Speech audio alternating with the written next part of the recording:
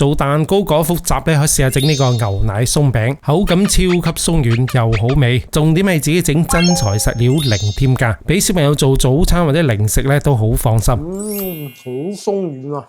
跟住麵包配方整，保證3分鐘就出鑊，唔油唔膩又鬆軟，屋企大細小朋友都中意。關鍵咧，奶香味特別濃郁。嗱，做呢個鬆餅我哋唔好用水啊，我哋用水牛奶做出嚟咧，奶香味特別濃郁嘅，啱啱好放一支200毫升。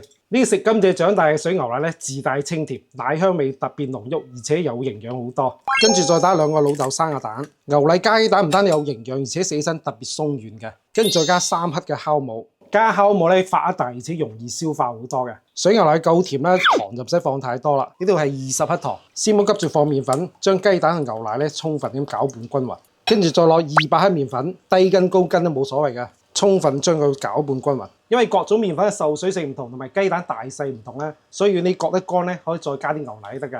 一定要搞到佢冇火粒咁，夠絲滑先 OK 嘅。想做出嚟鬆餅隔夜都唔會硬咧，我哋要加啲黃油，加黃油香好多㗎。如果冇咧，可以加啲粟米油，千祈唔好加花生油啊！如果咪做出嚟咧，浸花生錘啊！你黃油想個快溶咧，放喺熱水裡面攪攪佢，咁樣咧就快溶好多㗎啦。攪完之後就倒入麵糊裡面，繼續將佢撈均勻。嗱，加黃油咧真係好食好多嘅，又鬆軟又香。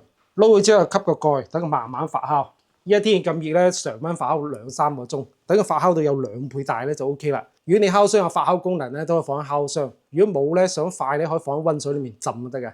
因為依家冬天啊，我放喺温水裡面浸，嗱用40度嘅水浸啊。如果太高温度咧，酵母會瓜柴嘅。我啱先做個標記嘅，已經發咗有2倍大啦。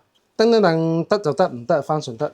哇，好靚啊，發得好似有生命咁喎。跟住咧，再將佢撈均勻，等佢排一排氣。花好嘅麵糊咧，好絲滑，好拉絲嘅。但係依家開始煎餅啦，最好用不黏膜嚟煎。嗱，唔需要加熱，唔使放油。嗱，一殼咧拉高少少，咁樣滴落去先會變圓嘅。嗱，唔好貪多啊，一殼就夠啦。嗱，先唔好急住撩佢啊，用最細火煎佢分半鐘。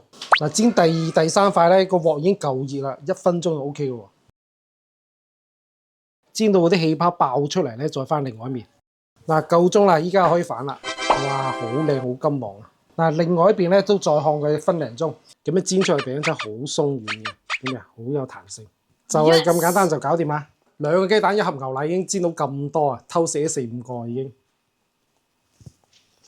好鬆軟啊！嗱，見到未啊？好鬆軟，好有彈性。嗱，揸完咧都會彈翻起身嘅。